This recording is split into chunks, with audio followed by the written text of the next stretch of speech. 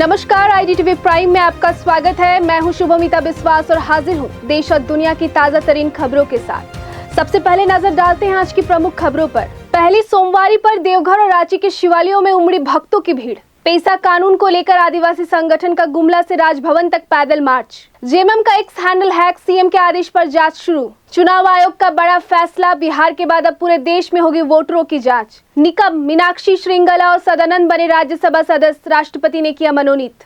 America के Texas में बाढ़ का कहर, 132 की मौत, सैकड़ों लापता।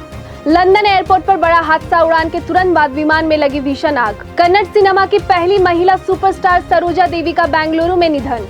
शुभमन गिल ने तोड़ा राहुल द्रविड़ का रिकॉर्ड। शेयर बाजार में कमजोरी, सेंसेक्स 340 अंक लुढ़का, निफ्टी 25,100 के नीचे।